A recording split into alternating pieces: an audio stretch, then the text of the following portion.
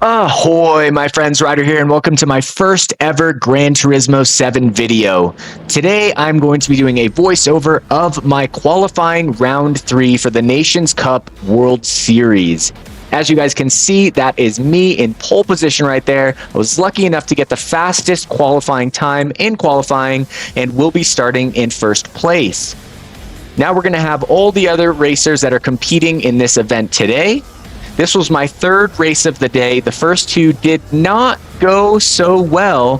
However, like I said, I was lucky enough to get that pole position in this race, and the name of the game was literally just maintaining first place throughout the 10 laps of this race. I will be racing the 1991 Suzuki Cappucino. It has a whopping 64 horsepower. So as you guys can see, this is going to be a pretty slow moving race, but it is a pretty interesting race at the same time.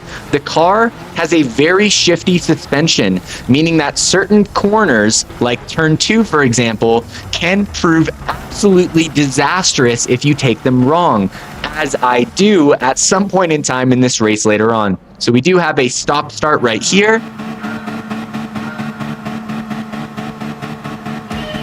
I was lucky enough to get a pretty decent start right here.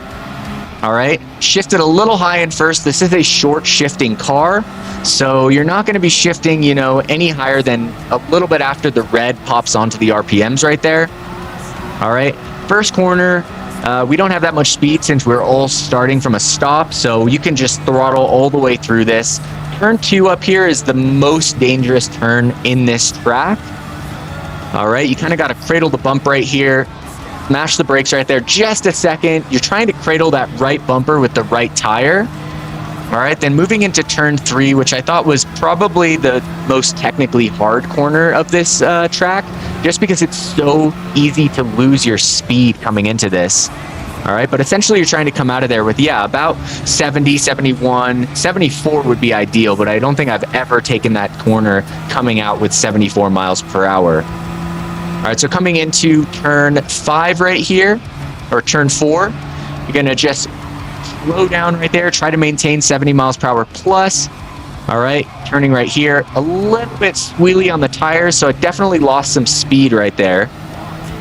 But now we're going into this long straight, and that last corner right there, turn 5, really kind of dictates how much speed you hold throughout this last straightaway, which feels like it takes forever when you're driving this car, which is so slow. Like, as you guys can see, I'm literally flooring it on the throttle right here, and it's just like desperately trying to get into the 90s.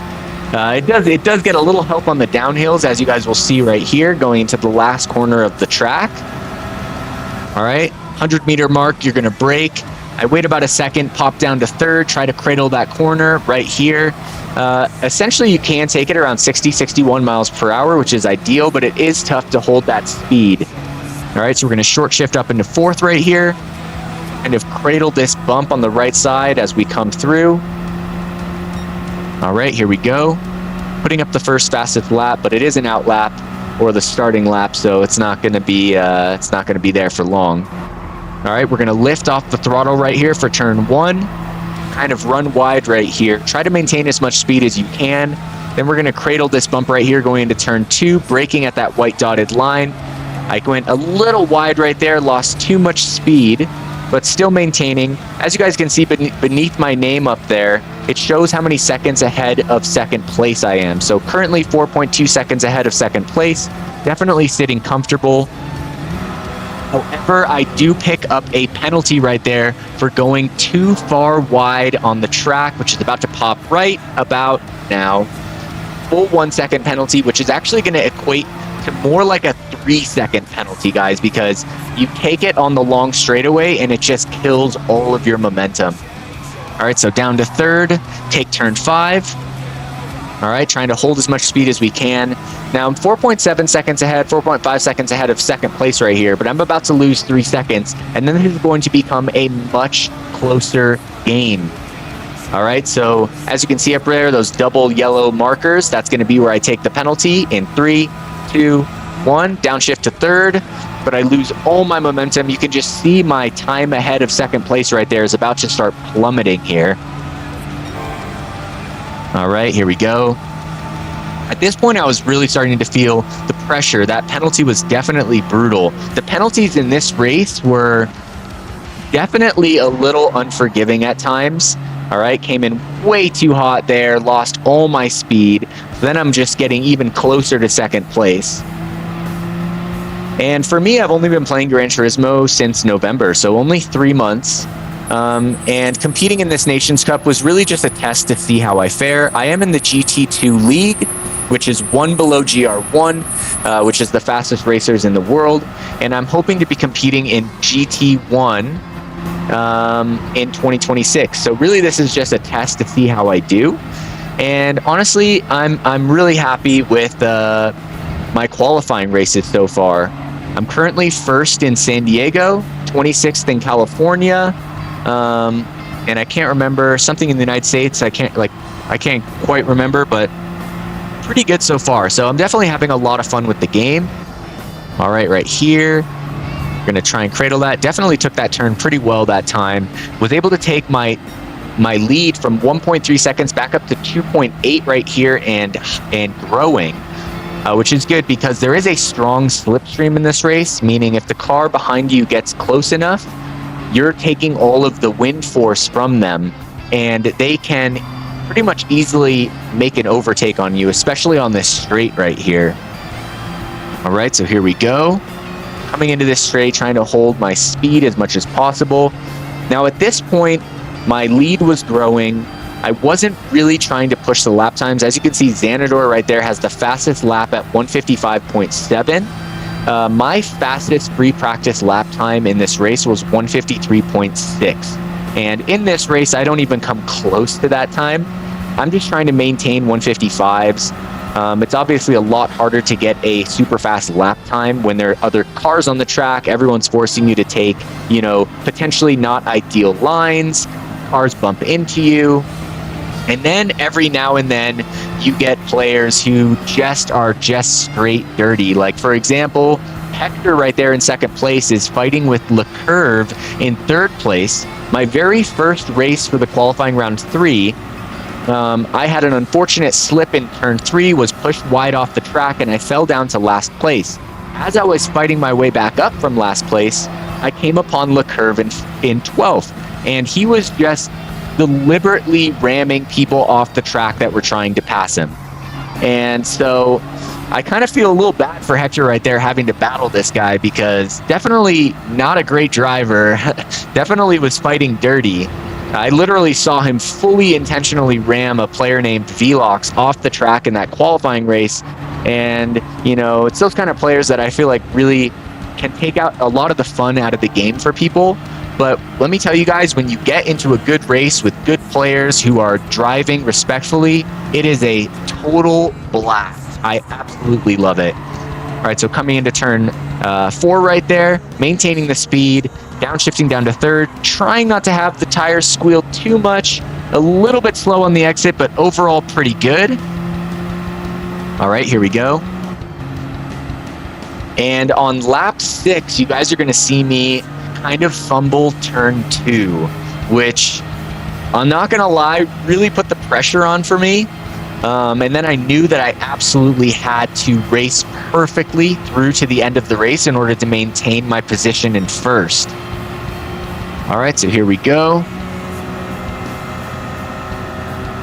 Coming down into turn 6, 100-meter mark, gonna brake, hold off for about 1 second, downshift to third, maintain the speed, so high 50s right there, looking really good. So definitely super solid, probably my best turn 6 in this race so far.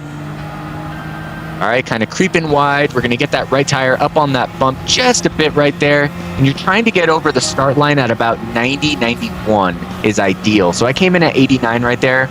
Not the fastest, but you can see I'm definitely still picking up speed on second place right there.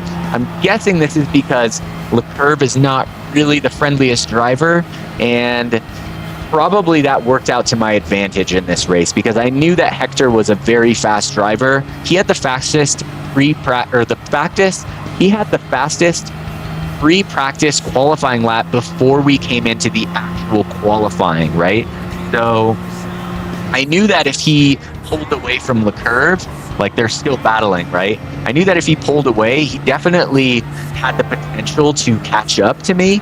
And so I was just relying on that kind of little rivalry going on and still maintaining my lead as much as possible. So as you can see, I'm up to 11 seconds ahead. So feeling pretty comfortable, not really pushing for fastest lap times, just trying to stay consistent, keep the car on the track, and make no mess ups.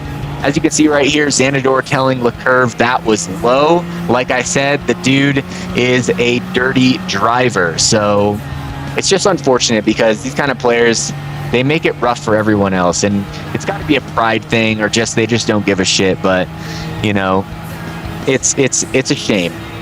But for all the great drivers out there, huge props to you guys. It is always a pleasure to race with you.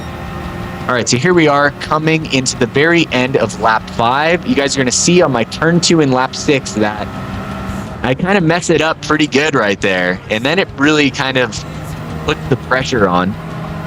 All right, so really solid right there coming through that turn. Definitely feeling more confident, more like confident to push the times just because of that 12-second gap right there, which probably leads to my big error right here coming up in about 20 seconds.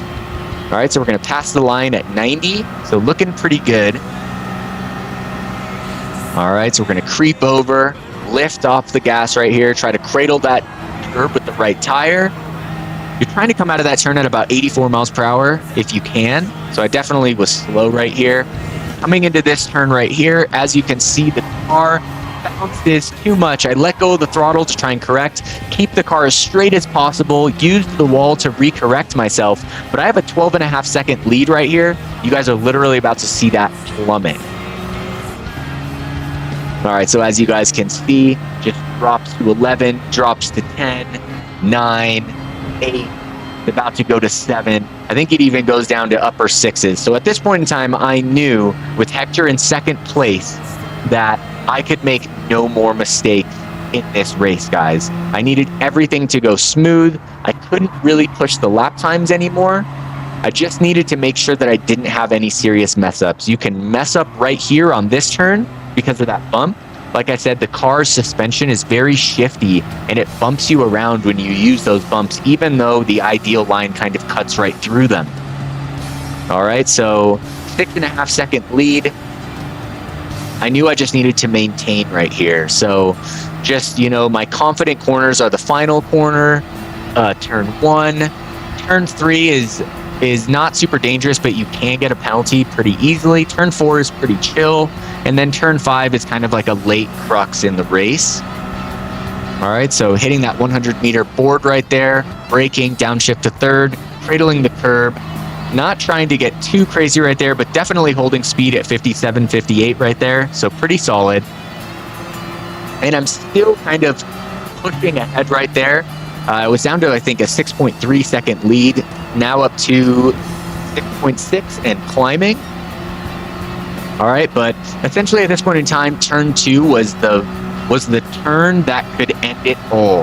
And so throughout the rest of the race, I'm really just going to be taking it easy on this corner, not pushing it whatsoever, just trying to keep the lead and, you know, stay consistent right here. So just letting myself go into the upper 60s right there for speed.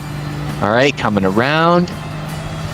And yeah, essentially, guys, this was my kind of beta for the rest of the race, was to just kind of be steady, not mess up the car, be confident in the turns that I was confident in, but also not buck up the turns that I knew could be dangerous.